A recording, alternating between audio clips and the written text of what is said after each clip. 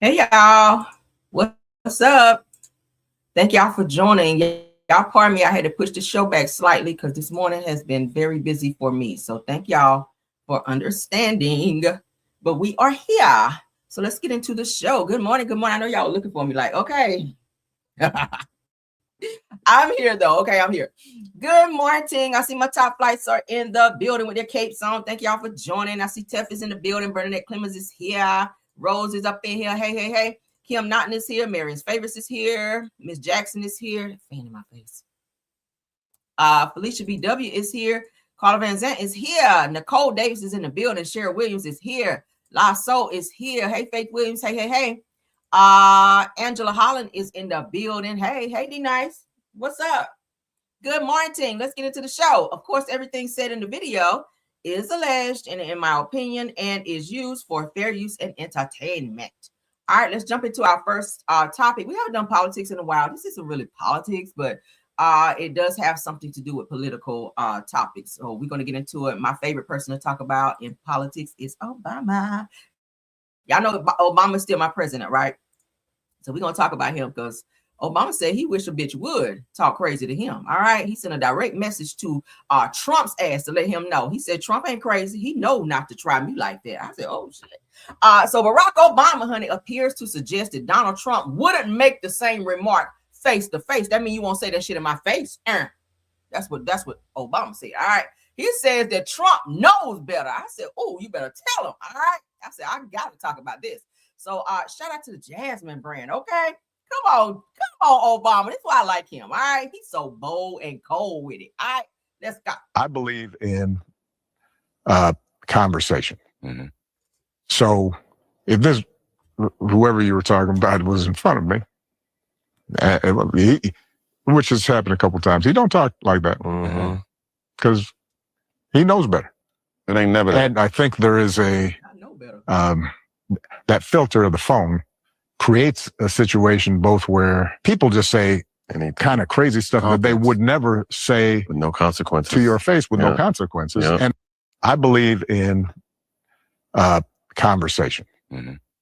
So if this, whoever you were talking about was in front of me, which has happened a couple times, he don't talk like that because he knows better. It ain't never. And I think there is a Obama said he do that shit for y'all on TV. That's some TV shit. But when he face to face, he know not to come at me like that. I love that shit. he put Trump's ass on blast. He said, bitch, not today. You talk that shit on TV and do that crazy shit over there. But when it's me and you on the phone or you face to face, humble your motherfucking self. Oh, I love it. It says that I believe in conversation. Barack Obama seemingly had a message for Donald Trump during a recent appearance on All the Smoke. And he damn sure wanted All the Smoke, didn't he? All the Smoke podcast. Mm-hmm. Now, the former president suggested that some of the things that Trump says about him online likely wouldn't be said in person. That means right here. Mm-hmm. Sparking reactions across social media. Now, Obama notes that at times people say things online, aka their phones, that they would not say to your face. And y'all heard him say here, he said, we've had several conversations, but when he get on like the internet, on these little press conferences, he be trying to make slick remarks. But when it's me and him talking face to face or on the phone, he don't try me like that. And I respect, right? Okay, we gonna play it again. I was like, this is why I love him, right? Shit. That filter of the phone creates a situation both where people just say any kind of crazy stuff that they would never say with no consequences to your face with no consequences. Yeah. And I believe in conversation. Mm-hmm. So if this, whoever you were talking about was in front of me, which has happened a couple times, he don't talk like that because he knows better. It ain't never. And I think there is a that filter of the phone creates a situation both where people just say any kind of crazy stuff that they would never say with no consequences to your face with no consequences. Yeah. And what's the consequence? You gonna slap Trump because he need to be slapped. Now, not that I promote violence, child, but some people just need to be slapped for just no reason sometimes. Because I feel like you're gonna do something stupid. I'm gonna go ahead and pre-slap you. Y'all ever heard of a pre-slap? I might have just made that up. I don't know. But sometimes people got to be pre-slapped so they know not to do some shit, right? And I feel like that's where Obama is going. Not to be putting words in your mouth, Obama, okay? But I feel like that's what you're saying about Trump. Like, bitch, I really wish you would talk crazy to me. Let me stop. I believe in conversation. So if this, whoever you were talking about, You don't even want to say his name. That's just how disgusted he was is. in front of me, which has happened a couple times. He don't talk like that because he knows better. It ain't never that. And I think there is a that filter of the phone creates a situation both where people just say kind of crazy stuff that they would never say with no consequences to your face with no consequences. That mean Obama not gonna put up with that shit with him, and he gonna take it to where he need to take it to if Trump ever tried him like that. All right. I believe Obama check his ass. I really do. Because he ain't no punk. He damn sure ain't. That's my forever president. Sorry. Like, I don't care who is in office. If we know he can't run again. All right. I really wish he could. But that's my forever president. I have much respect for Obama. All right. And he still looks good out here. So Michelle, thank you for holding that good man up over there. Okay. Because we love him. We still love Obama. All right. If I ever meet him in person, I got to get a picture with him and tell him, sir, thank you for what you've done for the Black community and for the U.S. All right. Being a good president. He was a good president, Savannah. All right. Let's get to the next topic. This crazy person right here, child. We knew that when Clive Davis kicked the bucket that this person here was going to come out of hiding. We just knew Jaguar Wright, child, was sitting on ready and on green. And baby, she is out. So let's go ahead and get into her. Because you know Jaguar is going to come out here and tell the shit, okay? So Jaguar Wright claims that Clive Davis taught Diddy everything he knows. Now, do I believe that? I do. This is one time I agree with you, Jaguar, with your crazy ass. But let's get into it. The Fab Collective, let's get into what she had to say.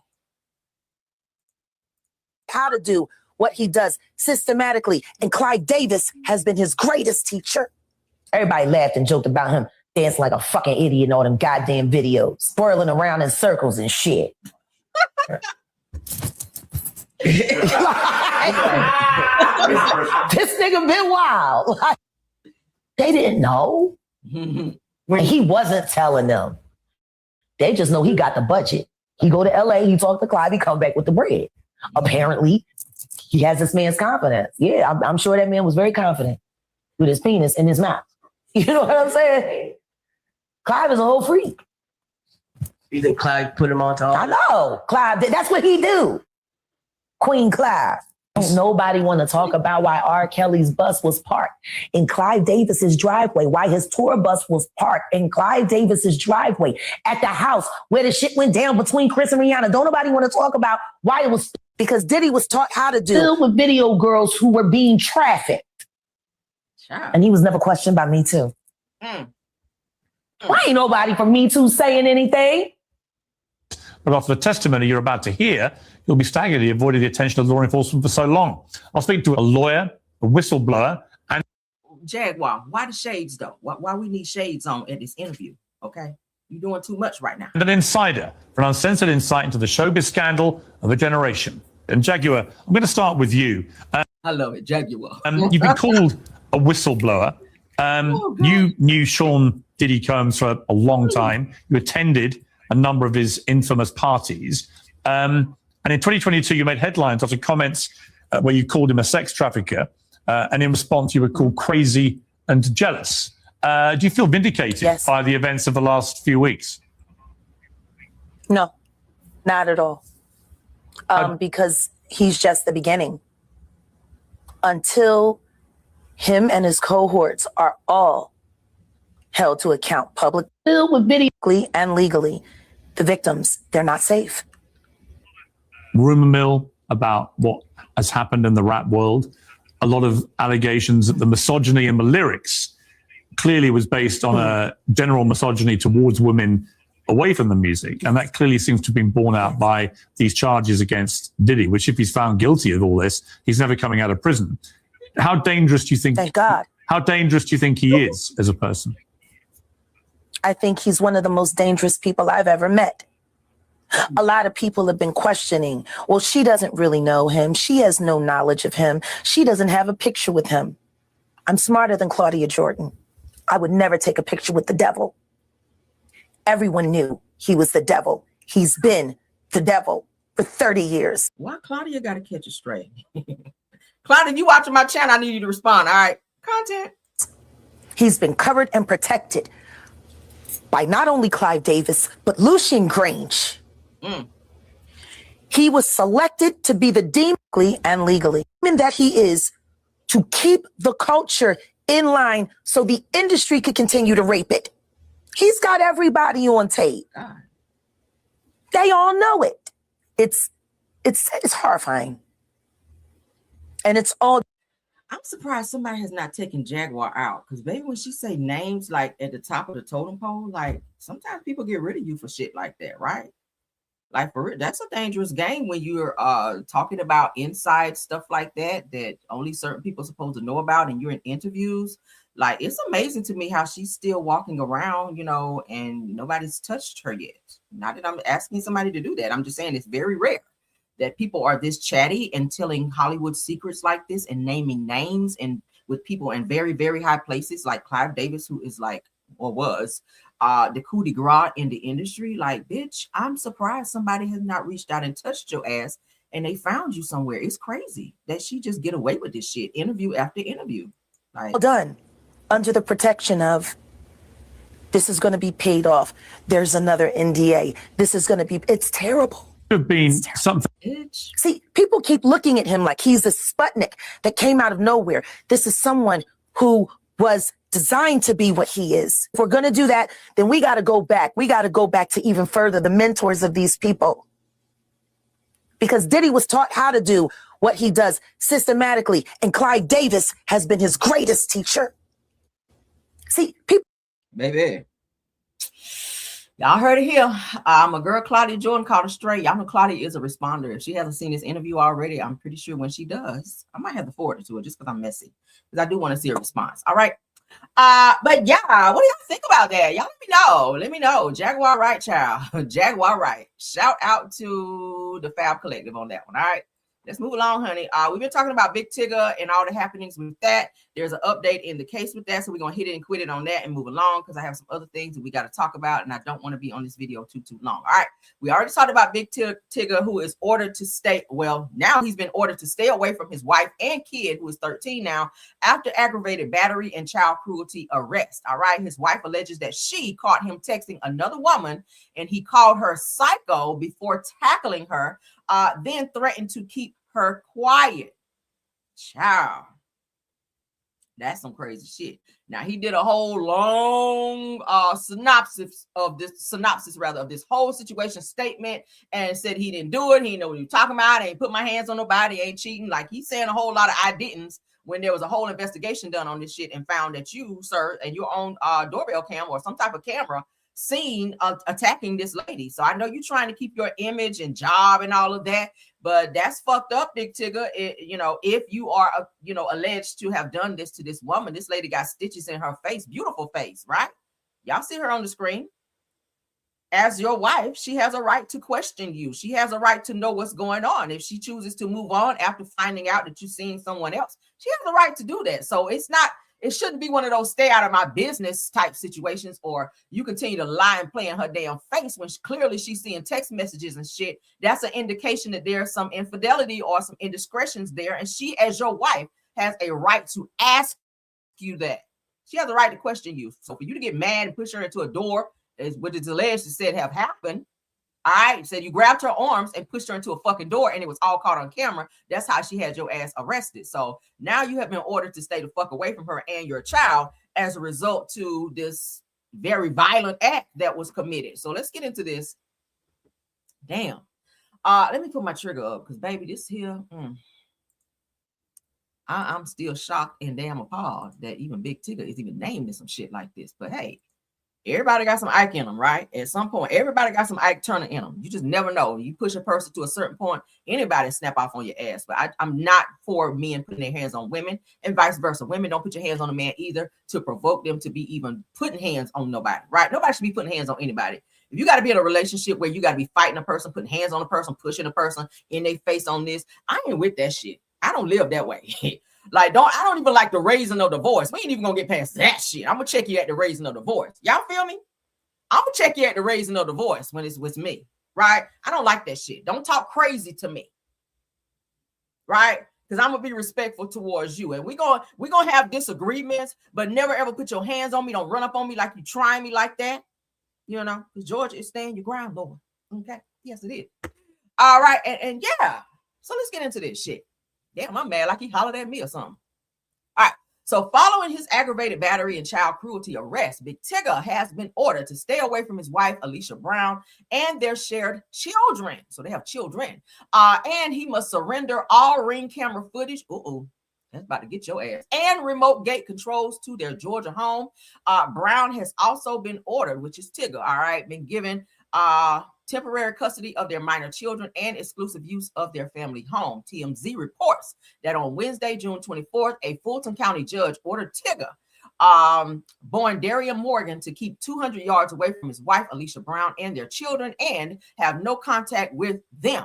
Brown had previously requested the temporary protective order and alleged Tigger slammed her head into a door during a heated argument back in May. My God. Now, she alleges that the incident left her needing stitches. We saw that. We saw her face, as seen in viral videos obtained by Hollywood Unlocked. Her face is really bad. That shit is bad. He was very angry when he slammed her face because, baby, that shit was split from here all the way down, and her eyes black. Oh, Lord. Brown also alleged that Tigger pressured her to deny the incident and keep it quiet, see, to save his image. Abusers like that are dangerous, right? This is given what's love got to do with it. Tina had to go on stage with makeup and shit and go up there and act like everything was fine when Ike had just finished whipping her ass backstage. Right? Just finished smashing some cake in her face. She got to go on stage and sing and protect his ass. All right? Speak out, women. If you're going through that, speak out.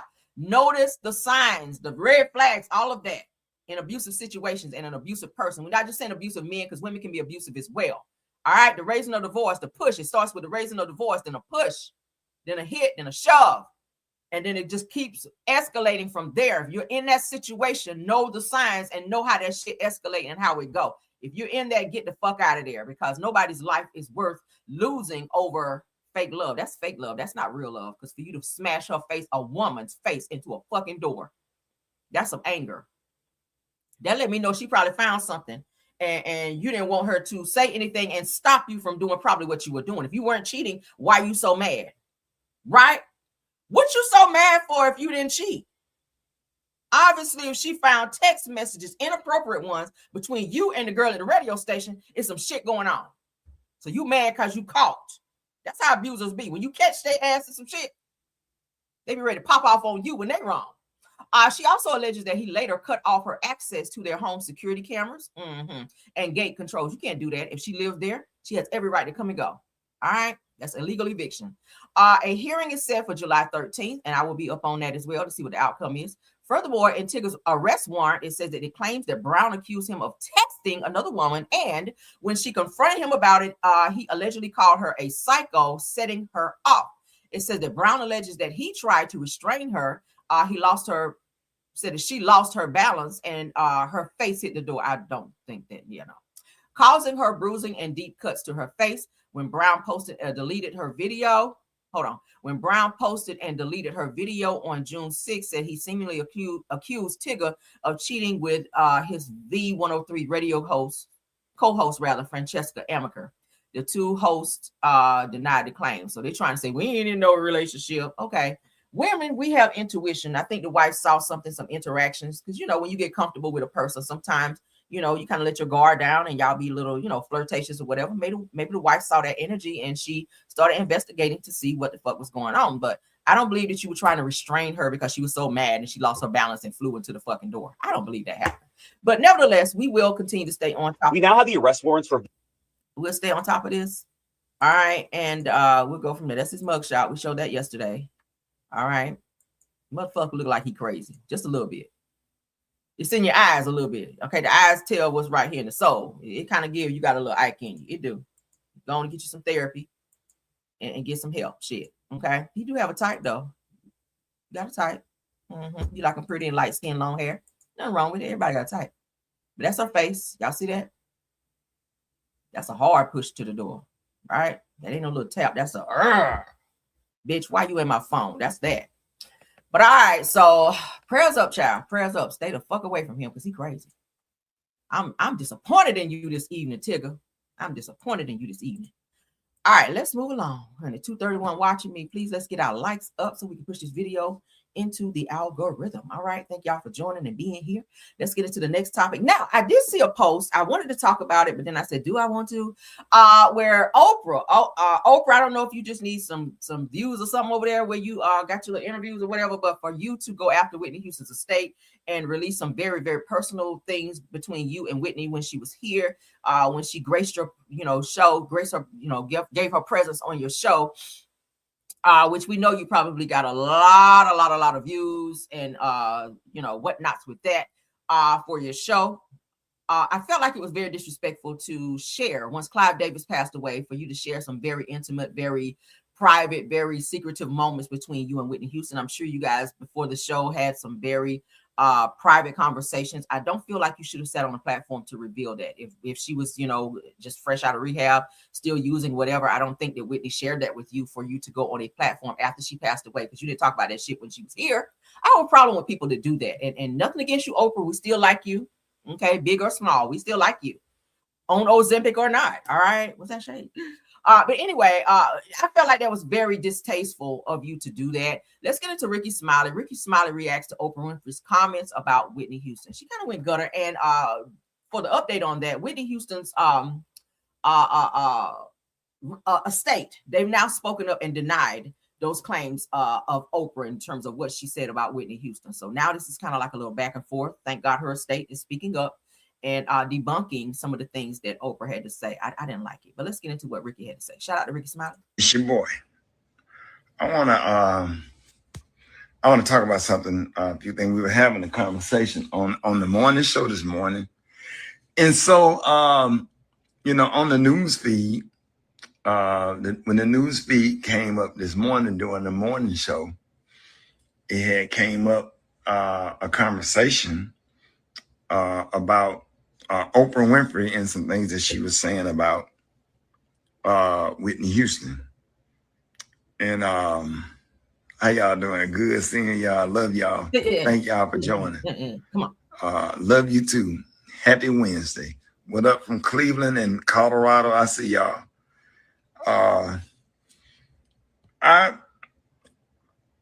Let me just, because I don't want this live to be mean spirited, but Just say this is my opinion, and I think I probably speak for 90% of Black America. Oprah Winfrey was talking about something that happened on the set of her show during the taping of the Oprah Winfrey Show, where Oprah said that Whitney Houston was so high that she fell. And she said that she begged everybody not to report it or film or video that and put that out, this, that, and the other. So she begged you while she was here to not talk about that, not to air it. If it happened, we don't know, because it was between the two of them. Why, after she passed away, why are you still not honoring her wish? Right? Because she didn't have to come sit on your show and give you, like, I'm pretty sure you got huge views, because Whitney Houston was that girl. So to be able to have the Whitney Houston, we got to call her that, the Whitney Houston on your show to sing, perform, she didn't have to do that shit. And talk about some of her most deep, intimate moments on your show for you to interview her. That's a huge moment for you, Oprah. So for you to then go after Clive Davis passes away, maybe you did it because, maybe Clive was going to check you about Whitney had you done that shit if he was still here. We already know Whitney would have been on your ass like this with Oprah. Because we already saw how she cussed out Wendy Williams when she up and tried her in an interview, right? I played that conversation. Whitney didn't play that shit. But the simple fact that you waited till these people died to then come out and put this information out there, that's distasteful. I didn't like it. But let's continue. And Pat Brown, if I'm not mistaken, not Pat Brown, Pat Houston, if I'm not mistaken, which is Whitney Houston's sister, responded. And, and said that it was dark and she fell And I have to say that whether you believe Pat Houston or whether you believe Oprah, this is me. I don't care if she was high or not. Whitney Houston is dead and gone and passed away. And Whitney Houston meant a lot to us. Come on. Whitney Houston was a big sister to a lot of us. I never met her personally or whatever, but I felt like she was a big sister to me. And she is pretty much Black America's auntie. Come on. And everybody got a Whitney Houston in their family, somebody that they love, that's talented, that's outspoken or whatever. But it's something about Whitney Houston's death. It's something about Whitney Houston that we took her death personally. It's like somebody in our family died. Hell yeah. And it's hard for me to even make the live video because I get real emotional when it comes to Whitney Houston because, you know, we don't care about none of that. Right. And that was something that we didn't need to know. We didn't ask for that information. We didn't need to know that information. We don't care. Whitney Houston is somebody that you just don't talk about in the Black community if you're in touch. You don't talk about the Obamas. You don't talk about Whitney Houston. We sensitive about Michael Jackson. And you don't talk about the Kings. That's Black royalty. Hell yeah. That you just don't talk about. We don't play about Whitney Houston. I know I don't.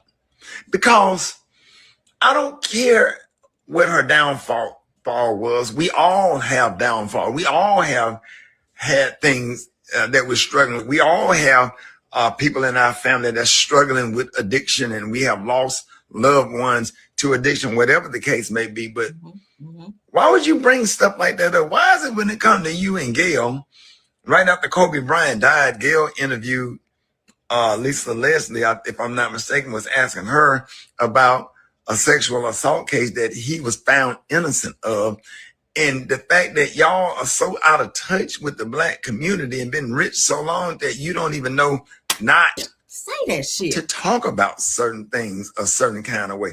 Because if you was really sincere and genuine about people not filming that stuff, then you might as well have told them to film because you brought it up and aired it out anyway. Absolutely. What does it matter? The only thing I can think about Whitney Houston is how I feel when she sung the Star Spangled Banner during the Super Bowl. And ain't nobody singing better than since. We done heard some good ones, but ain't nobody touched it and won a Grammy. Nobody else would ever won a Grammy for singing the national anthem. Name somebody. Oh, we don't need no time because ain't nobody did it. All right. That was very distasteful of Oprah to do that shit, and it was very distasteful for Gail to get her horse teeth having ass up. Yeah, I said it. Fight me. Gail, you were wrong with your big ass horse teeth to do that shit after Kobe Bryant died. Over an allegation that wasn't even a fucking allegation. Over some damn views. Say it, Rickey. How she made me feel when she sung with the Georgia Mass Choir, I love the Lord who heard my cry. How she made me feel when she sang, I go to the rock when the earth around me is sinking sand, on Christ's solid rock I stand. That's how she made me feel inside. How the many tears, that song meant so much. That song was sung at my son's funeral. Come on.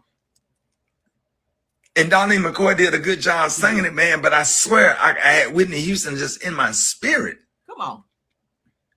And I just don't play when it comes to Whitney Houston. Me either. She is an aunt to us. She means a lot to the Black community. The only celebrity that passed away, and y'all know I don't be doing no crying shit. Okay? I don't be doing no crying. The only celebrity, y'all, I promise to God, that brought tears to my eyes when I saw on TV that she passed. Because I'm a huge fan of Whitney Houston. When I saw Whitney Houston passed away on TV, that shit, like my whole chest got tight. That shit made me cry. I can sit up here and say that. No, and I ain't even embarrassed about the shit. I'm not a crier. It takes a lot for me to cry. Okay? That shit made me cry. I was just like, oh my God, like Whitney Houston is not here anymore? We heard the stories about all the shit that she went through with drugs and all of that with Bobby Brown and just all of that. We heard about that, but to hear that this woman died and the way she died, that shit hit me like a ton of bricks. And then I watched the funeral. It was long as fuck. I recorded it. I still got that shit downstairs on VHS. I got the damn VHS tape of her funeral. Hers and Aaliyah's. Because I recorded that shit on VHS.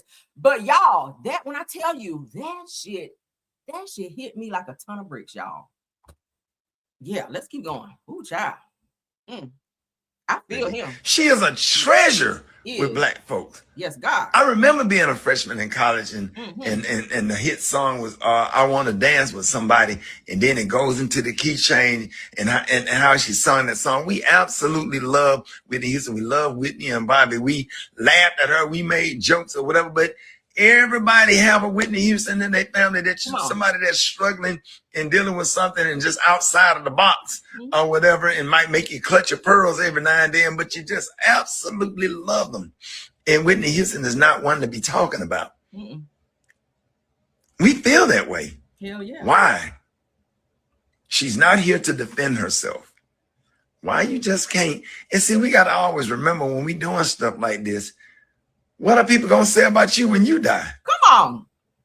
Damn right. What are people going to say about you when they close that casket and when they lower you off into that cold grave? What are they going to say about you? What memory and legacy are you leaving? Yes, you gave away scholarships and did a lot of great things and had their own network and a lot of great things in the community, but you know, sometimes, man, stuff like that, it just really put a bad taste in me. And I swear I be giving chance after chance. I'm trying to convince myself, no, she don't. Oprah and Gail, they don't hate men. You be mad for a minute, then you start back watching on and start trying to support and whatever call you see her at the opening of the Obama, like, oh, wow, there's Oprah after that died down. And then all of a sudden you start back feeling good and okay with Oprah, Gail, whatever that means, then something else happened that just really just remind you all, like, why? Come on. We here. Hell yeah. Why? We'll stop it there. Y'all get the gist of where he going. Everything I wanted to say, he damn said. I agree wholeheartedly, Rickey. That shit was very distasteful. I don't even know what even made Oprah feel like she needed to talk about that in that moment because Clyde passed away. Clyde passed away, so you reach back and talk about a time that Whitney Houston fell.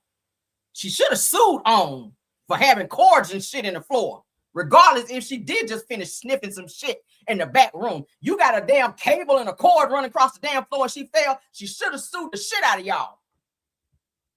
That's what she should have did. And Pat Houston, shut your ass up too. Let me check you while we on this subject. Thank you for speaking up for Whitney, but bitch, you always been jealous of Whitney. And I feel like you lied about the very day that she died. Because bitch, if somebody told me that my loved one was in the damn hotel room and they found him in a tub and they won't breathe it, bitch, I'm not walking down the hallway slow. Bitch, I'm sprinting. I'm Usain Bolt in that bitch to go in there and find my loved one to help them out the fucking tub. When she said that shit on the interview, I said, bitch, you lying.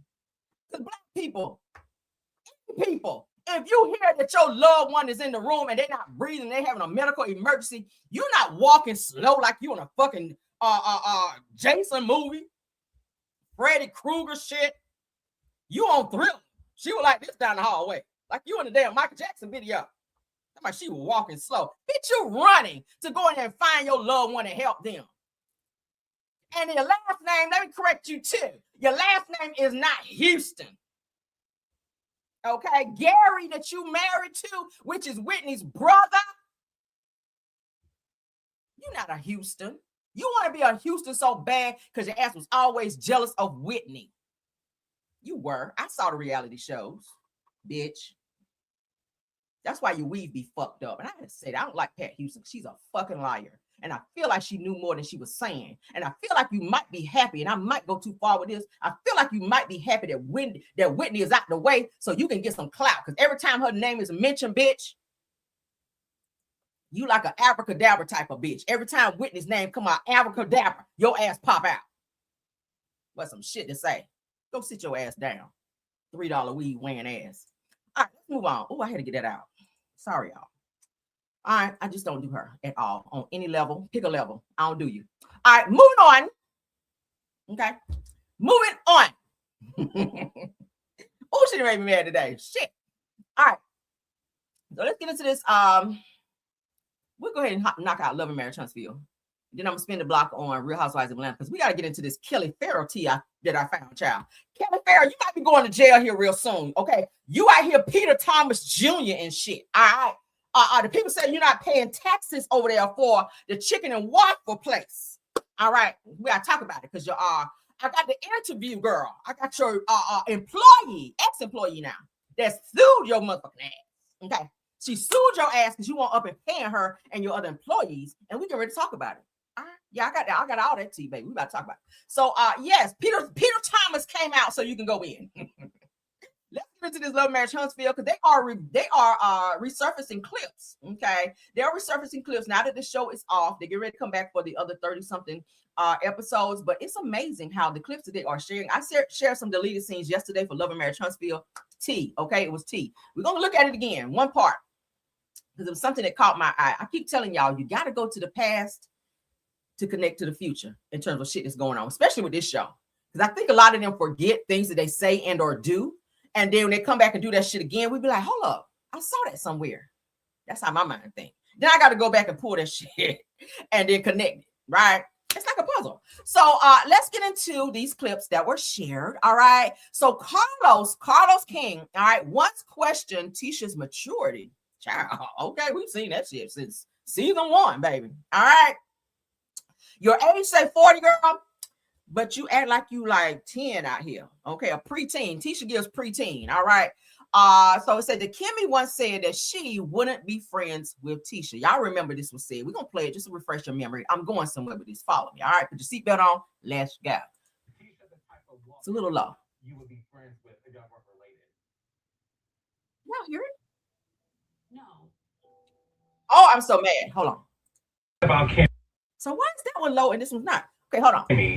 Is regardless if you are friend or foe, she knows the difference between right and wrong. Is Tisha too immature to handle the conversations that you really want to have with her? About Kimmy is regardless if you are friend or foe, she knows the difference between right and wrong. Is Tisha too immature to handle the conversations that you really want to have with her? Okay, so they cut it there. Now on this first clip, I don't know why it's playing so low, y'all. Y'all remember when Carlos asked at the reunion, okay? And you have to look at Melody's whole aura when the shit is said. When Carlos asked Kimmy, would he be friends with Tisha if they were not family or related? And Kimmy responds by saying, no. Tisha then rolls her eyes and said, well, I don't care. We don't have to be friends, okay? We don't have to be friends. So Kimmy was like, no. If we were not sister-in-laws, I wouldn't fuck with her. Because she said it's draining. Kimmy said it's so draining and it's too much, right? Kimmy said that. I didn't say it. Okay. So then Carlos, okay, I don't know if it's something that he noticed. Carlos, just out of the blue, asked, Kimmy. And look at Destiny's reaction. Questions Tisha's maturity. Now, Carlos is the same person that also had to tell Tisha in season 1, stop reading the comments, because Tisha was freaking out, crying in the shower, sliding down the shower wall, like just freaking the fuck out over things that people have to say, bloggers, comments, you name it, right? So let's get into what Carlos, their boss, has to say. Is regardless if you are friend or foe, she knows the difference between right and wrong. Is Tisha too immature to handle the conversations that you really want to have with her? All right, let's move on. All right, stay with me. All right, because we're gonna look at these clips. These, I don't know why they're dropping these. They're like all over social media, so we're gonna entertain it. All right, shit, it's tea. We love tea, honey. We don't care where it come from. We're gonna talk about it. All right, so here's a reminder of what Kimmy said about Tisha. Let's get into it. All right, let's get it. Let's go. I hope this plays loud. Hold on. Let me say what I'm gonna say. Don't talk to me like that. Let's go back. She do, because I'm about to help you. Because it's on TV, so pipe down and let me say what I'm gonna say. Don't talk to me like that. I'll come down and let you hear what you. I mean, let you say Tisha, what just you got stop to say. talking. That's the problem. You talk so much, you don't listen to what somebody's trying to tell you. Quiet for here on out. Go ahead, Kimmy. Golly. Okay. One time was in Gatlinburg. The other time was on Melody's back porch. They had a conversation about they both was lying. Tisha said, well, can we just stop telling the lies? Melody says yes. I said, so we're not going to say stop telling lies. Whether you think it's true or not, can you just stop talking about it?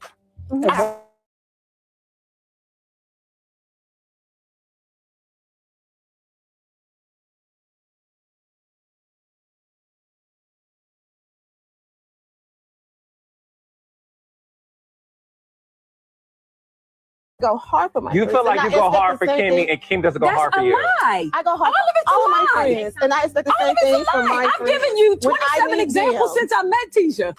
She does not go hard. When have I not went hard for you, Kimmy? When have you, Tisha? Ooh. When Maurice proposed you instantly, I want to throw this for you, I want to do that for you. I was a great friend. You didn't have to ask me Tisha, for anything. and ain't You nobody didn't have to saying do that you didn't anything. plan So what I'm saying, when I my need my bridal friends to shower. be there for me, I needed you at that moment, and you wasn't there. And I said that to you, but you want to And be Tisha, defended. for what oh, you Tisha's want- spoiled. You are spoiled. Are you spoiled? I am spoiled, yes. But I've been called all type of now. I can say things about them on the show. I've never called them out of Tisha, their oh my name God. or The only anything. reason I ever said anything about you is because I listened for a whole season about you and your mama dragging me. And No, I didn't you say listened nothing to about me. you, I your didn't bad drag you. attitude, or You your did when my selfishness. mama said something And about it's you. I driving me defended you crazy then. because Look at Mel. I gotta go back. Look at Melody. Melody's like, bitch. See, Kimmy, we've been waiting on this right here. This past season. Where was this? Now when Destiny says that Kimmy is not the same person, y'all see this Kimmy right here? Right? This is Kimmy seasons 1 through, let's say 5. Where did Kimmy go? Because Kimmy, you didn't give this, right? You try to turn up at the reunion a little bit, but you don't hold Tisha accountable. And not that you have to follow her around and be like her mama on the show, but when she comes to you with that petty shit, like we just saw in this past reunion back there in the little green room, all right, when they knew that was some bullshit on stage, you didn't even check her like you doing right now. Even Melody looked at you like, bitch, thank you. I didn't say nothing. Because baby, or your selfishness. And it's driving me. Melody. That's what I'm trying to tell you. I love it. Let's go back, child. Ooh, child. I love this. For a whole season about you and your mama dragging me. And No, I didn't you say listened nothing to about me. you, I didn't your drag bad you. attitude, or You your did when my selfishness. mama said something about And you. it's I driving me defended you crazy then. because Ooh. Male face told everything, baby. Baby, if I could have been a fly on the wall, please don't hit me with a fly swatter because I need this tea. Jesus. Kimmy, I needed to see this past season, all right? You sat over there on mute and you damn sure won't cute. Girl, we needed to see that. Everything everybody been trying to say. Lord, we're going to play this one more time, child. We're going to get up off this because, baby, Kimmy. it's on TV. So pipe down and let me say what I'm going to Don't talk say. to me like that. I'll come down. Now, we did see that at the reunion because you tried Nell on that shit and Nell piped your ass down. All right. Nell said, don't get it twisted because I got this damn boot on my foot because it will be up your ass in here. You tried that. Yeah, well, stop talking, Nell. What the fuck you talking to? Right? Now, you do that shit over there with them. You talk to Tisha that way. You don't up and talk to me that way. Right? So she set your ass straight. But let's get into it, honey. Mm-hmm. You try that shit. Tisha, just stop talking. That's the problem. You talk so much, you don't listen to what somebody's trying to tell you. From here on out. Go ahead, Kimmy. Golly. Okay. One time was in Gatlinburg. The other time was on Melody's back porch. They had a conversation about they both was lying. Tisha said, well, can we just stop telling the lies? Melody says yes. I said, so we're not going to say stop telling lies. Whether you think it's true or not, can you just stop talking about it? I said that in her face. I remember that. And I said that in her face. But because y'all didn't play it on TV, some kind of way, I don't never check mail. Do you? But this is why I say on TV, I just don't think I can live up to her expectation. It's not an expectation. I go hard for my friends. I go hard for my You friends. feel like and you I go expect hard the for same Kimmy thing. and Kim doesn't go That's hard for a you. lie. I go hard All of it's for all a of my lie. friends. And I expect the All same of it's thing a from lie. my I've friends. given you When I 27 need examples them. since I met Tisha. She does not go hard. When have I not went hard for you, Kimmy? When have you, Tisha? Ooh. When Maurice proposed you instantly, I want to throw this for you, I want to do that for you. I was a great friend. You didn't have to ask me Tisha, for anything. and ain't You nobody didn't have to saying do that you anything. didn't play. Sorry. I gotta be 100. All right.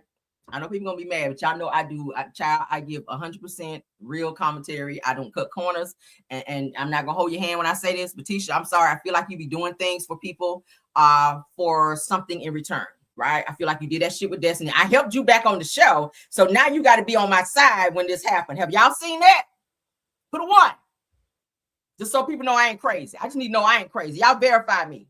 Verify me that I feel that Tisha does things for people who she called friends for them to reciprocate because she felt she did something for them. Like she just told Kimmy, when Maurice proposed to you, I ran out and put this party together. I did.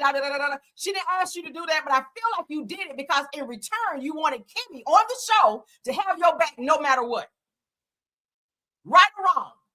Right? Right or wrong? That means you could be in the wrong, and Kimmy, because Tisha threw that party for Kimmy, and it's kind of like you welcoming her into the family to be a Scott, that you cannot go against me because I threw this party for you. We sister-in-laws now, and no matter what, you got to always be on my side. Meaning you don't have a brain of your own. It's just automatic. If the question is asked, you got to be on my side. She did the same thing with Destiny this season, did she not? Destiny apologized about 5 times for the same situation, and she had to get to the point on the boat, y'all saw it, where she said, I'm not apologizing no more. And Tisha was still saying, but you didn't apologize for this, and you didn't apologize for this. Like she was picking out things that she wanted Destiny to go back and apologize for. Destiny said, I'm not apologizing no more. Like, who the fuck are you? Then I got to keep apologizing, and you don't even like to apologize when you get wrong. Tisha, you know you don't like to apologize, even when you're wrong. Even your own husband told you on stage to be quiet. Kim had to tell you, be quiet. You don't listen. You listen to respond. As soon as Kim started talking about that's not what it said. Well, I'm just going to be quiet from here on out. And then you still butt right back in because you're not listening. You're listening to respond, and you have expectations for your people that you call friends. And it's all predicated on what you do for them. And that's not a friend. And I said it before, I don't want friends around me that can't check me because sometimes a bitch get out of line, right? I'm not above being checked. And I'm the same way with my friends. The girls that I hang with, they can check me. They can tell me, Rhoa, that's fucked up. You kind of went too far. Like, girl, Like, I'm your girl, but right? I need that. I need that as a friend. If you can't check me as a friend, you don't need to be in my circle. And if I can't say something to you, when I see you kind of out there, when you get too far out there and you're doing too much and it's kind of fucked up and fugazi, yeah, that's not a real friend. Sorry. And don't do shit for me because you're expecting something in return, right? Don't do that shit for me and then say, oh, but all this time I've been doing this for you, so you just should. It's just automatic that you should just do this for me because. No. Let's keep going. Oh, this is good. This is good. To be there for me, I needed you at that moment, and you wasn't there. And I said that to you, but you want to be defended for what you want. Spoiled. You are spoiled. Are you spoiled? I am spoiled. Yes.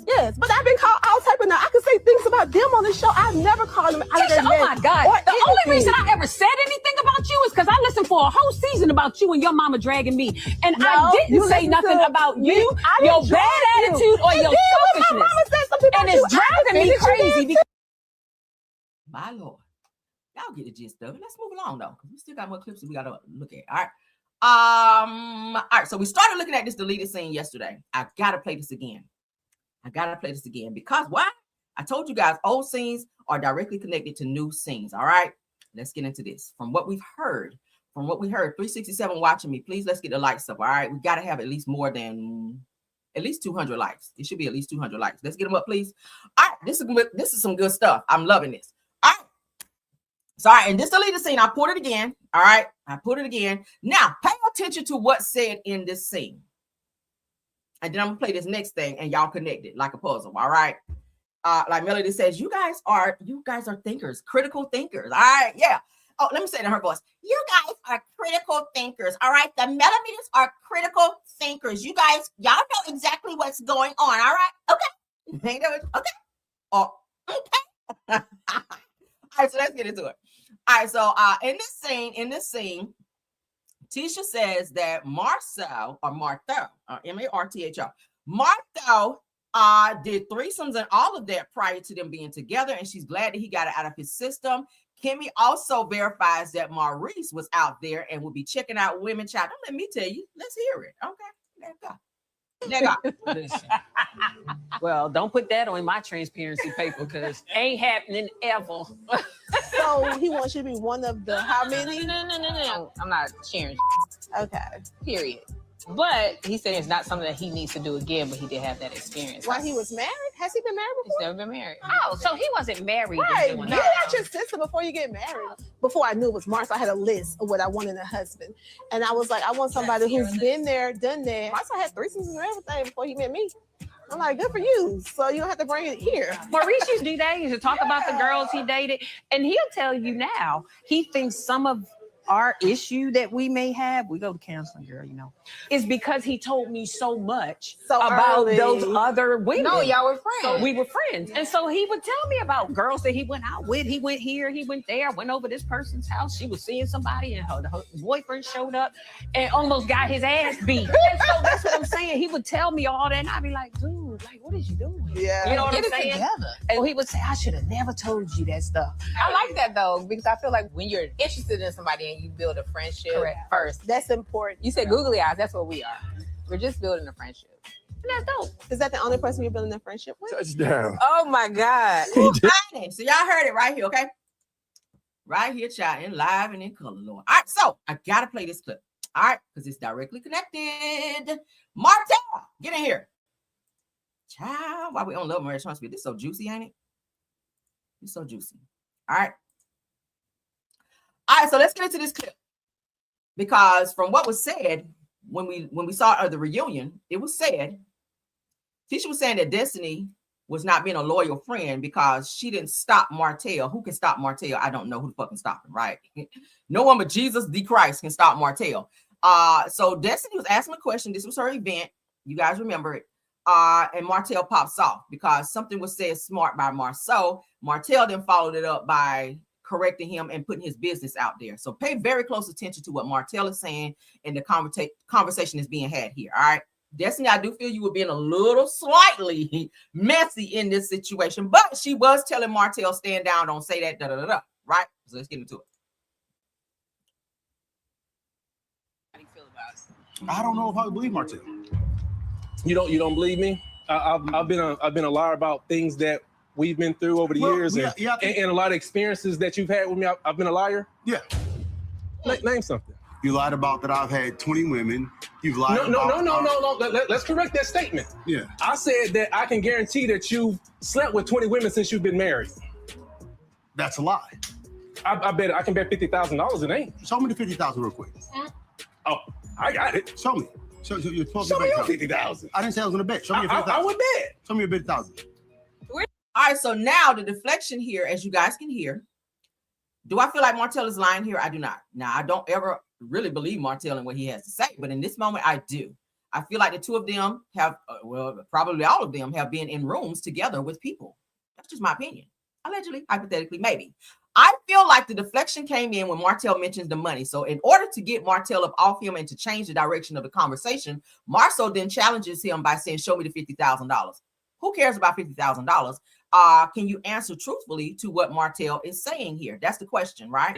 Show the 50,000. Okay, now one, I don't believe that you have that. The difference I is... bet 50,000 or 25. You take a lie detector test then. This is what I mean by how do we get to the fixing part? Nobody gonna say anything? Y'all just gonna let them go? I'm annoyed that nobody's saying anything and I am the referee for real. It's like, Maurice, let him let it out.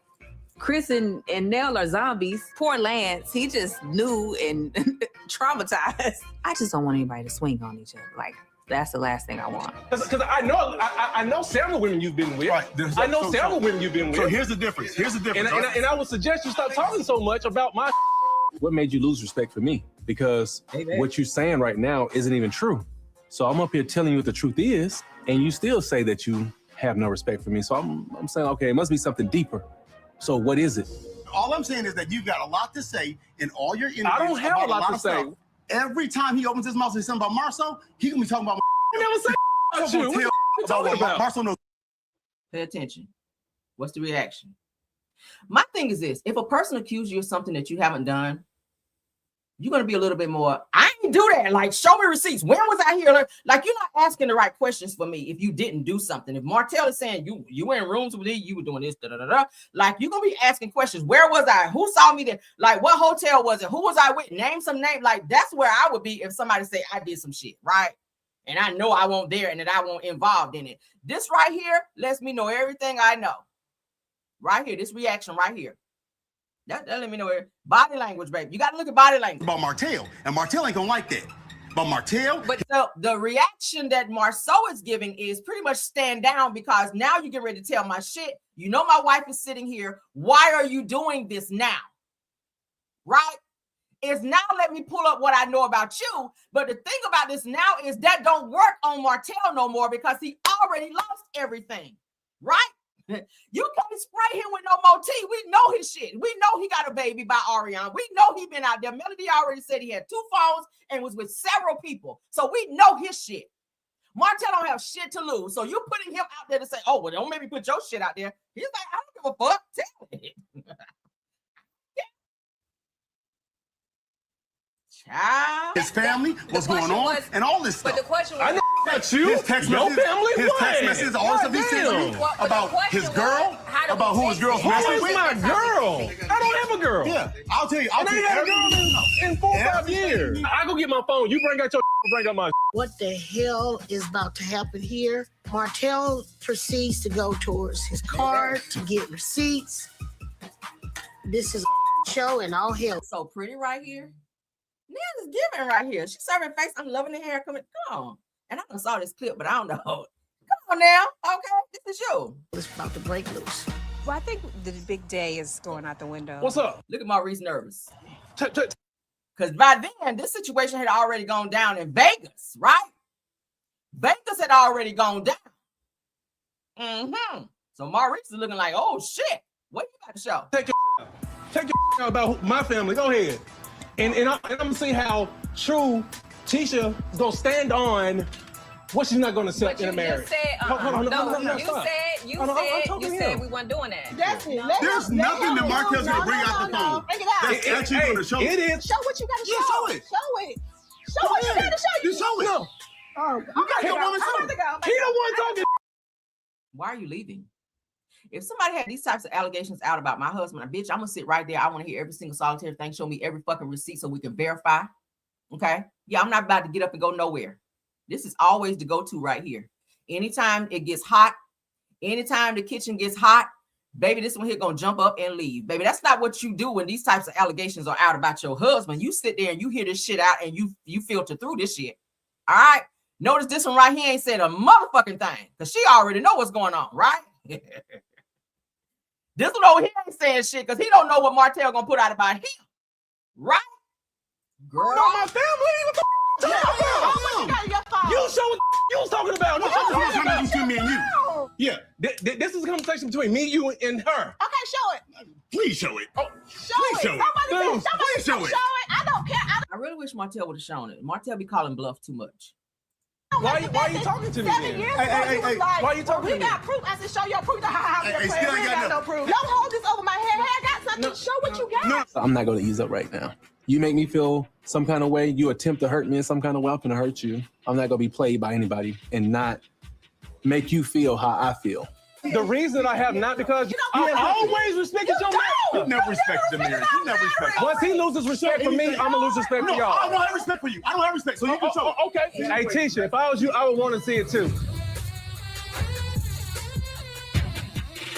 I'm sure that Martell would have pictures of Marceau and somebody else because, like I said, they've all hung out together. According to Martell, they've been in rooms together. They've been places together. So I'm pretty sure Martell saw some things because, he stayed taking pictures and videos and shit like he the paparazzi, right? I'm sure he does have things in his phone. If he had the video between him and Melody having a very private moment and some other situations like he said with Melody, oh, I got pictures and videos of you and this and this and this and this, and you and this guy and you and this guy. I'm sure he has pictures of Marceau and Maurice and probably Chris Fletcher. That's why ain't none of them saying shit right now.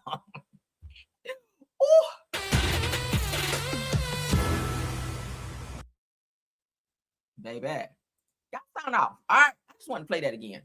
I want to play that again once I saw that clip. Y'all sound off on that. All right, let's get into Dr. Heavenly because we got to move along, child. What time is it? We got to get. So Heavenly. Let's get into her. Y'all know she lost district whatever. All right, where she ran.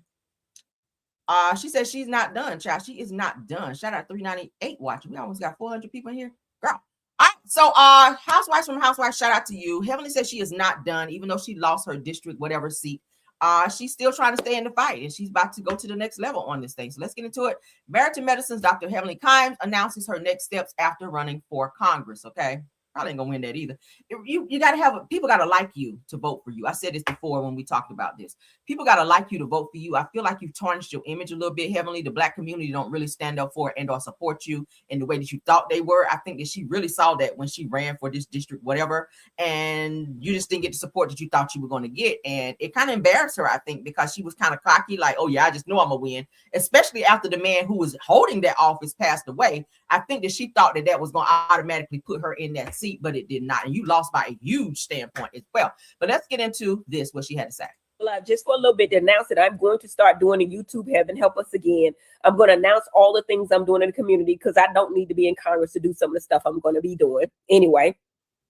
And I really learned a whole lot running for Congress, and I thought it was an amazing experience. And hopefully I can encourage people to vote, and hopefully I can use the thousands and thousands, tens of thousands of people that voted for me to get them together to vote and push them forward to vote for Keisha Lance Bottoms. I'm going live just for a little bit to announce it. So now she's I guess promoting Keisha Lance Bottoms. I like Keisha Lance Bottoms. So yeah, that's a great thing. She definitely needs to be in office again. Y'all know she's already ran before and won. So she's definitely running for office again. So shout out to Keisha Lance Bottoms on that. So I guess she's promoting her. She's gonna be promoting her since she did not win her district, whatever seat. I don't know why I can't remember. So I guess shout out to her for promoting Keisha Lance Bottoms, because we do need a strong Black woman in office to help turn some things around in Atlanta, all right, or in Georgia, period. Shit, in Georgia, period. So shout out to Heavenly, I guess, on that. And I'm shocked that I'm even giving you a shout out. My moms are telling me that we need a jam session because you guys are sitting on my likes. So let's go ahead and get that out the way first. All right, before we move on to the next piece of or pieces of tea. All right, we're almost done, guys. We're almost done. Yeah, I think Keisha Lance Bottoms is going to win too. She's very likable. She's very likable. But let's go ahead and get into this jam session. All right, give y'all some fiesta music. All right. All right, so turn on over to the like button for me, okay? Thank you.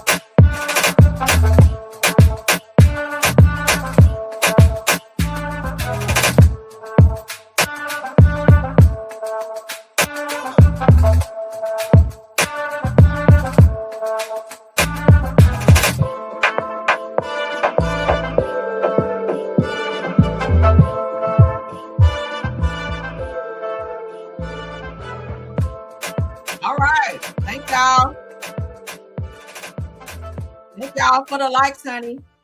Thank y'all for the likes. All right, let's get back into the show. What my likes looking like, mods? Let me know. Let me know what we looking like. Give me a little update on what the likes are looking like, guys. Please step out and come back and tap on that like button for me. Okay, give me a little update on the likes if you can. All right, let's get in. Okay, 176, 295. All right, we can get them up some more. Let's continue on, though. I don't want to fall too far behind. All right, let's get into this Kelli Ferrell news. Okay. All right, let's get into this Kelli Ferrell news. I told you guys that Kelli might be going to jail, y'all, because Kelli was doing some very, very sketchy stuff in business, and her ass done got called out. Let's get into it. Kelli Ferrell from Real Housewives of Atlanta, the new fake best friend of Shamia. All right, I feel like Kelli came on to, this is just my humble opinion. I feel like Kelli came on to Real Housewives of Atlanta. I think that she was looking for someone to attach herself to who had some clout, money, and all of the things because Kelli was in a very bad place when she came on this show. I feel like she faked her way onto the show, and once she got onto the show, I feel like she's been faking it until she can damn make it, and she ain't made it yet. I feel like this might be her last season because she might be in jail. But anywho, she definitely attached herself onto Shamia. She knew Shamia has access to money, some clout, a little fame, because everybody knows who Shamia is. Her husband is very well off. They have money. Kelli is going through some very, very serious financial issues. We get ready to look at this now. And I pulled this clip for a reason because it's directly connected to what we're getting ready to look at. In this clip, Kelli sits down with her financial advisor, okay? And the things that she says in this video is weird to me. Now, usually if you're going to go sit down with your financial advisor, you don't have no papers with you. You're not showing any documents. Like, you should be handing over some documents. Say, hey, this is what I spend in a month. This is what I spend on this, or this. You didn't bring no evidence, no paperwork, no nothing. But Kelli is an overspender. Kelli is the type of girl who likes to keep up with the Joneses. She likes to look the part. She likes to wear labels, but she can't really afford that shit. Like, and we talked about the other day when your alleged fake ass boyfriend, which I feel the person that gave you the money was Shamia. Okay. I feel like the person that sent you the flowers when you had said dental work done, I feel like that was Shamia.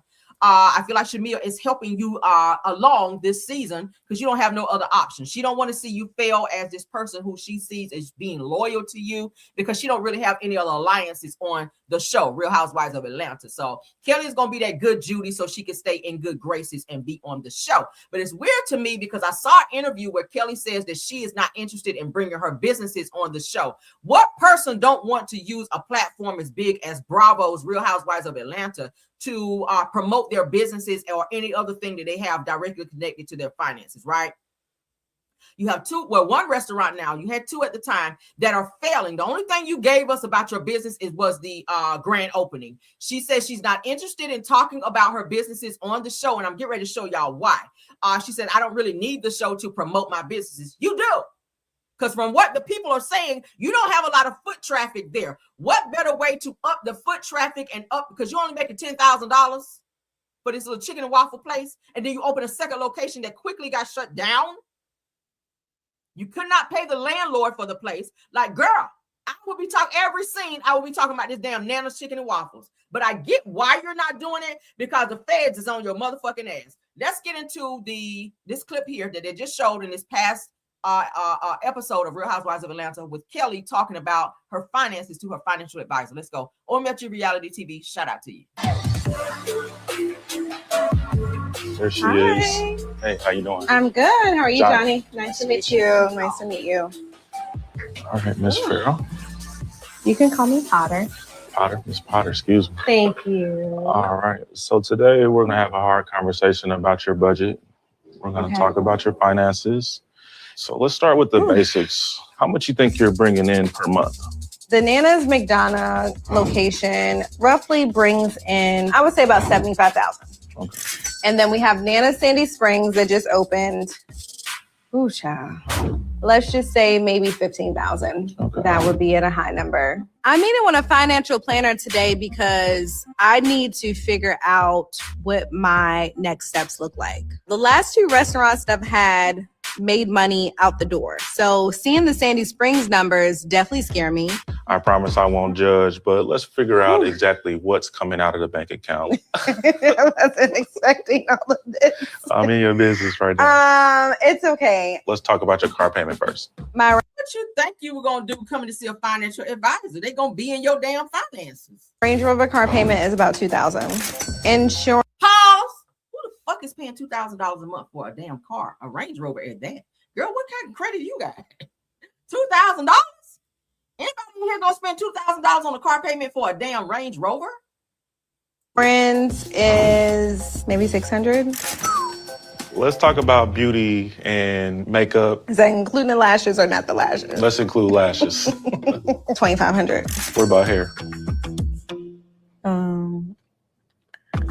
Let's start around $1,500 a month. Do you think it's more or less? More. More? All right, let's say $3,000 a month. What's your shopping bill look like per month? Let's start with clothes. Would you say that you spend more or less than $5,000 a month on clothes? More or less than $7,000 a month on clothes? Let's just do 8,500. Do 8,500. Okay, we're at $22,000. $85,000. I mean, $8,500 a month on some fucking clothes. So you shopping like that every month? You don't got shit in your closet? See what I'm talking And per month. Ooh. Now, I was truly a housewife in my marriage. I didn't worry about bills. I didn't know how to make a car payment. I've never had to figure out anything when it came to debt because I really haven't had any. But now it's time for me to tie up some loose ends and make. I'm sorry. This outfit is not giving what it needs to, child. What the fuck is this plastic shit you got on? I know that ain't in the $22,000 range right here, girl. I really hope not. A decision on what my future looks like. so the hard conversation that we need to have now is what we can pull back on. For instance, you have a housekeeper. You have Cha-Cha. Now you're telling me to get rid of the dog. Well, some of the expenses that are attached. Bitch, you don't even have a place to stay. You got to stay in Shamia's townhome. You got to cut back. Your financial advisor telling you to cut back. You out here doing all. This girl had a dog birthday party on the show and said she spent $10,000 on a dog birthday party. Who does that? That money should have been paid to your employees because they went for weeks without being paid. So you on TV, national television, bragging about spending $10K on a dog birthday party and your employees are going weeks without pay. A dog wig for $500. Girl. To them. So many people talk about, oh, entrepreneur, you can be this and you can be that. But what do you do when it fails? Maybe your purpose wasn't the business. Maybe your purpose was to show what it's like to restart your life over. And I received that. What's something else? You sure are an aggressive man. I've been told. But right now, it's okay. I'm not your friend. I'm your accountant. Heard. Excessive spending, girl, for a month. See, she's trying to keep up with Shamia. You ain't got Shamia's money. Shamia got what they call access. Her husband is HVAC and all that other shit. He got money. All right, that's not Nigerian funds. All right, you over there looking around. Oh, this is nice, Picasso. Da, da, da. She can do that, which is why you attached yourself to her. All right, let's get into some real shit because her employee, well, now ex-employee, baby. When I was over there on my good little Twitter last night, I said, hold up. Let's get into this tea, honey. All right. Because her employee, she took advantage of a lot of her employees. And Kelli might be on her way to jail, y'all. Now, what business have you ever worked at where they tell you we're not going to pay you in no check?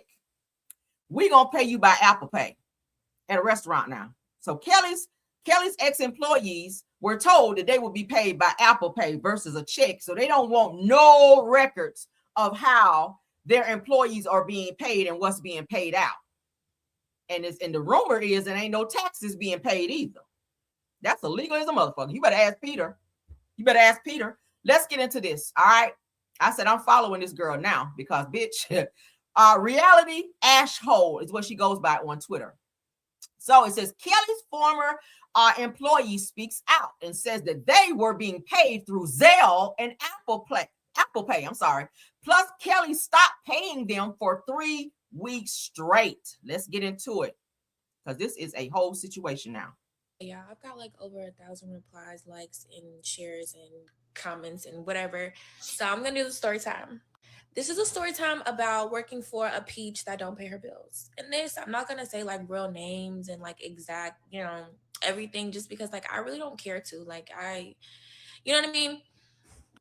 What I will say too is the only reason I'll talk about it now is because the lawsuit itself is over.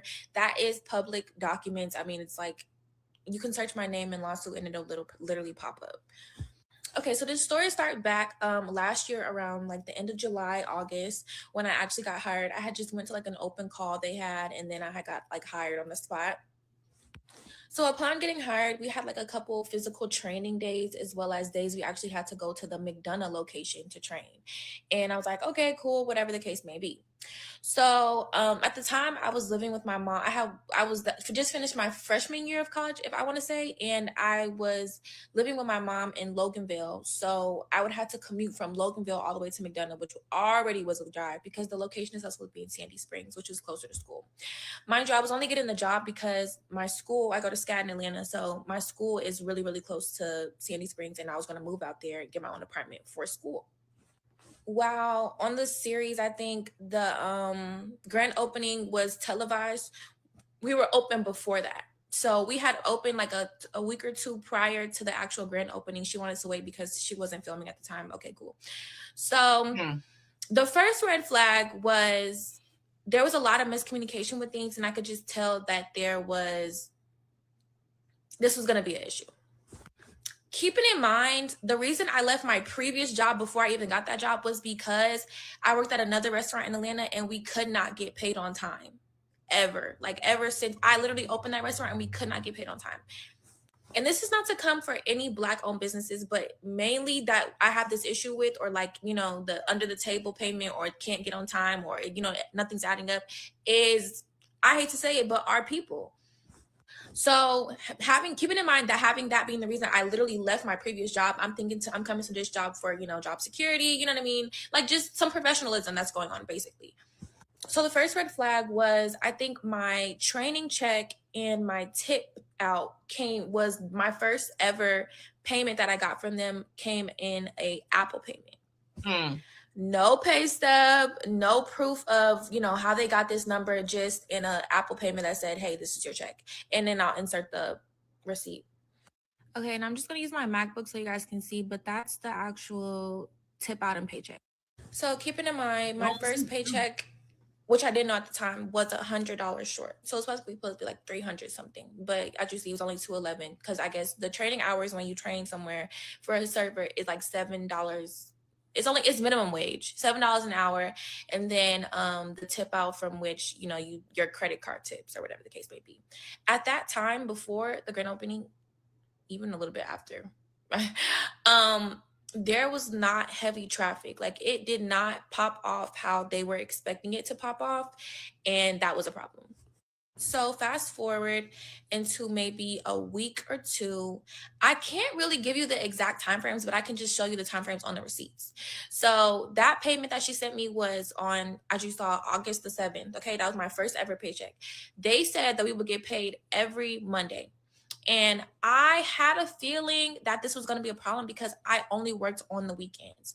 So I asked my manager, I was like, is this going to be a problem? Because I only work on the weekends and I don't want to like miss getting paid. Because from that point on, from my coworkers, this other service, they told me that she said that she was going to pay us in Zelle or cash, either the Peach or the Peach's mom.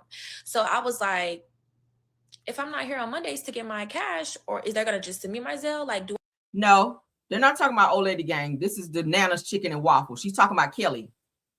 Because Kelli's mom also works in this business as well. And she handles sending out the payments. So Kelli's mom might be going down with this situation as well. All right. Yeah, it's definitely Kelli. Do I have to actually be in the room to get this money? Like, it was so many questions that I had. And I just knew, like, the flags just kept coming. I just knew it was going to be a problem. So I think the next week comes around and I'm just like, okay, my friend, which was the hostess at the time, she came to me and she was like, did you get paid this week? And I was thinking about it and I was like, no, actually, I didn't get paid. And she was like, yeah, we didn't either. And it's going on Thursday and they're not saying nothing, this and that. So I'm like, interesting. You're right. So it got to a point on my next shift, I think it was like Friday, Saturday or whatever, they still did not come and pay us. So there was a couple servers that were just like, well, between the servers and hostess, they were just like, well, you know, if the payment don't come by this time, then I'm walking out. Like, I'm not dealing with this. And I was like, that's real. Like, I definitely understand it. Me trying to be a team player and take one for the team. There was There was 2 days I was actually in that too. I walked in on a Saturday morning shift and I was the only server. I was the only server in that restaurant. It was me, my manager, the dishwasher, and I think about 2-3 cooks, and the hostess who later walked out. Yeah. I was the only server. So it was like when the tables was coming in, I was taking all these tables by myself. My manager, she literally was doing everything she could to help me. And it was just crazy. Like we had not been paid. And here I am still trying to be a dumb bird, take one for the team, a team that don't care about us, obviously. And, you know, just thug it out. So by the end of my shift, my manager, she's just like, well, the Peaches mom is coming to bring the cash or whatever the case may be. You know, just wait around, you know, she should be here around like 3-4. Mind you, we closed at like, I think it was 4 or 5. We might close at 4 and got out of there by 5 after we cleaned up everything. All right, so let's get to the next one. It's 3 parts. All right, 3 parts. She's spilling tea, baby. Kelli. This is why she didn't want to show her business on the show, because she was already in a lawsuit where she was being sued for not paying people and for these janky situations, all right, which opens the door for like taxes and shit like that not being paid by you sneaking and paying these people on Zelle. All right, so hold on, let me make sure I shared the right one. Hold on. Okay, all right, let's get into it. Okay, yeah, I've got like over 1,000 replies, likes, and shares, and comments, and whatever. So I'm gonna do the story time. This is a story time about working for a peach that don't pay her bills. And this, Okay, I'm not gonna. Wrong one. Hold on. Let's go to the last one. All right, so this one she's really spilling. All right, this is the last one. I don't know why I copied the same one. Baby. All right. All right, so let's get into it. Okay, yeah, I've got like over 1,000 replies, likes, and shares, and comments, and whatever. So I'm gonna do the story time. This is a story time about working for a peach that don't pay her bills. And this, I'm not gonna say like real names and like exact, you know, everything, just because like I really don't care to. Like you know what I mean? Hold on, no. Hold on. Sorry, guys. I don't know why they didn't upload like I wanted it to. Shit. I got it though. Hold on. It should be a part 2 or part 3. Hold on.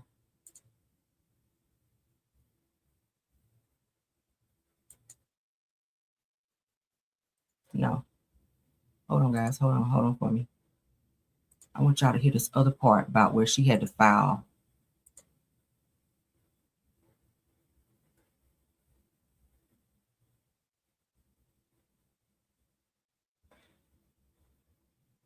Hold on.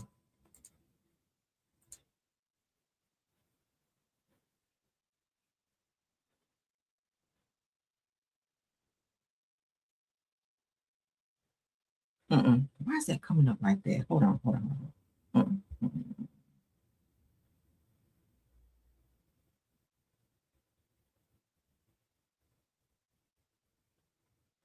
So where it come up? Hold on. I'm gonna have to do this old school shit. Okay, we kind of breezing through it, but y'all get that. Can y'all hear? So I filed the suit, I want to say August 24, 2022. This was now 2 weeks after y'all hear? been paid. I have not received no type of communication at this point. Like literally, everybody has gone except for my manager. She was so amazing. Yeah. So I filed August 21st, 25th.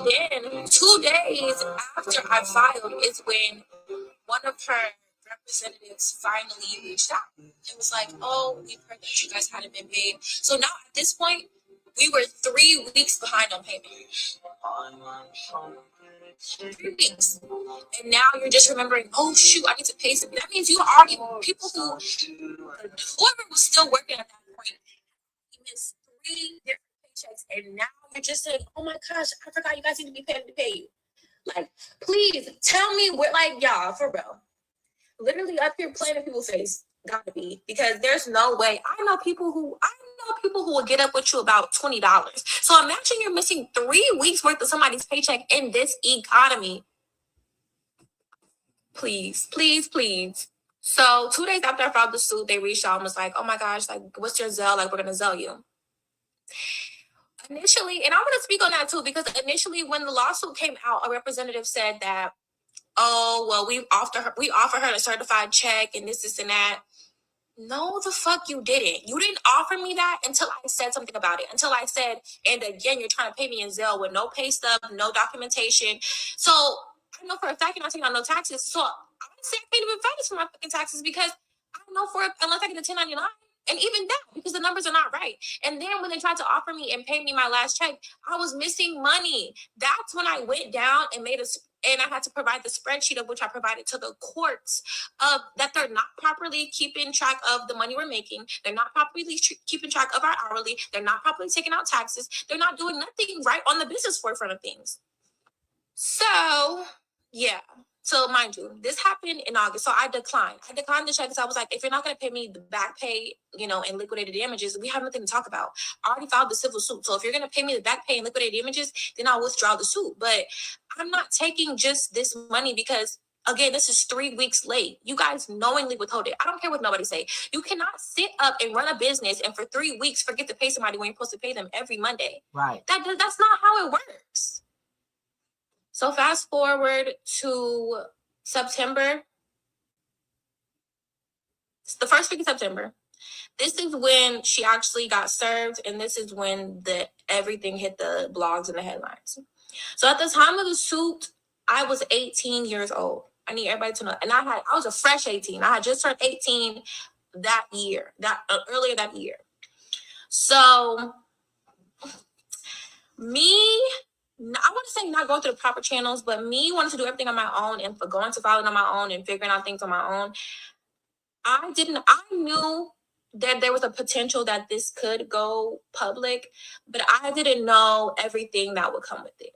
And by that, I mean, like when the blogs actually did leak this information, I felt like I knew that this was public record, but I didn't know that everything would be public record. I remember vaguely the day that it went viral or it went live that my mom's address was actually leaked too.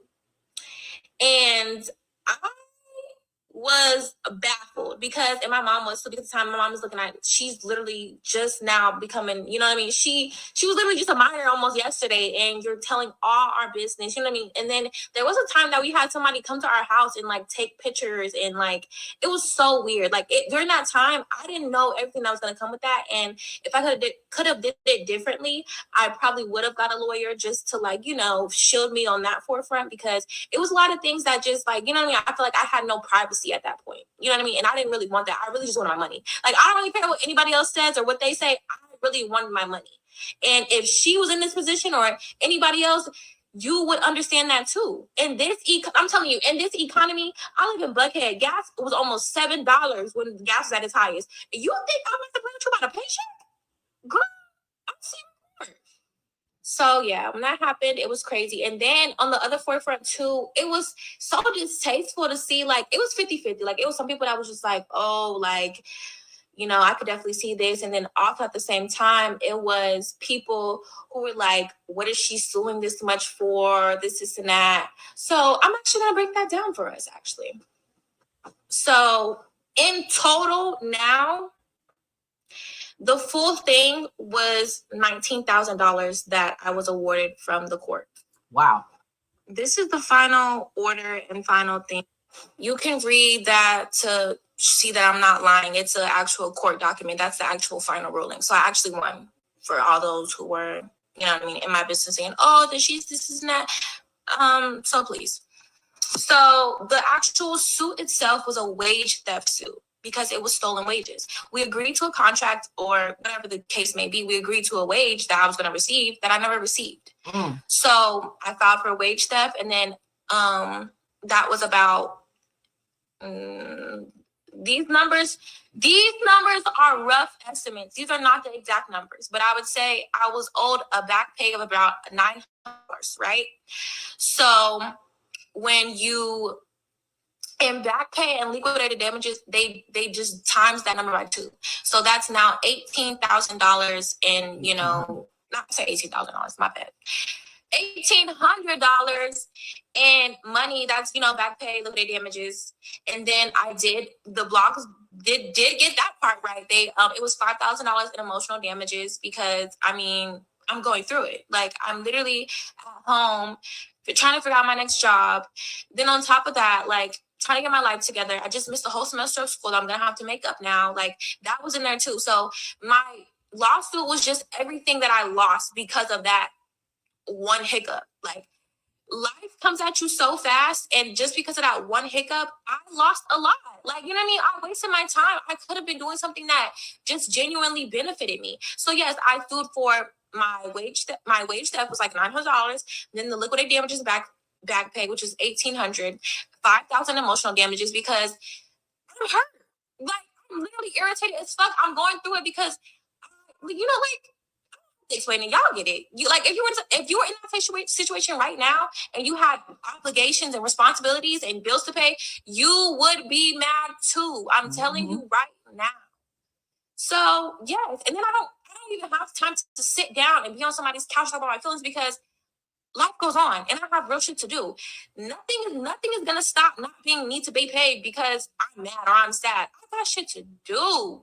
And then I put in there a clause for my tuition because since I missed a semester of school, I'm gonna need $10,000 because when you go to school during a summer course or a summer class, the government like FAFSA does not help you with that. You have to pay that out of pocket actually. And SCAD wants the whole thing. Paid it was like a $500 clause for back taxes that I probably will have to pay just because, you know, I will have to figure out, you know, what to do with that.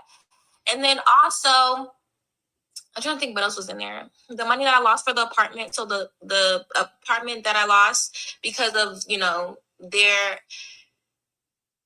undocumented wages and, you know, inaccurate spreadsheets on Toast or whatever the system was. And there was something else, but yeah. And I won it all. I actually won it all because, you know, they responded publicly, but never responded to the courts and then never went to any court dates. So, yeah, that's the story in a nutshell. And that was my life. And yeah. So she had to file. She had to file on Kelli because Kelli didn't even take her ass to court. So it sounds like she might have won this by like default because Kelli refused, Kelli and her mom, because that's who's running the restaurant. And they say that Kelli worked the shit out of her mom in there too. Kelli barely be there, but her mom is there kind of, you know, making sure things are running the way they're supposed to. But Kelli is out, honey, flossing and you know, with red bottoms on and acting like she's just a boss out here. Y'all know her husband, her ex-husband, Shulo, also sued her for mismanaging business funds and using it for vacation money. So she took her kids to Hawaii from she took out money from the business to take her children on this lavish Hawaiian trip. Did y'all know that? Kelli's really out here on some fuck shit. So now she's been sued, and other employees I read have also come forward to sue her as well. So that's why I said Kelli might be going to jail because in the Department of Labor, they've also reported her to the Department of Labor. She's not been paying taxes according to what they've been saying. Hence the reason why she's been paying them Zelle and Apple Pay. Who does it? That would have been a red flag to me. If I start a job and they'd be like, okay, so we're gonna send you Zelle and Apple Pay. No check, girl, no check. You're trying not to have a paper trail of the shit you doing. She about to be in some trouble because IRS gonna want theirs. All right. Department of Labor, y'all know once you I guess get laid off, fired, or whatever, you're gonna go down there and file for unemployment. They're gonna know where you work, they gotta know how much you made. You know, it's a process. So you got to be able to have this information. There has to be a letter from your job that you send to the Department of Labor. Like, it's a whole process. So Kelli, now you've opened up a can of worms where they're about to be all in your damn business about this damn chicken and waffle business that you are funneling the money in. Like, the money is coming in and you're not paying your employees. Like, did you think people were going to work for free? Right?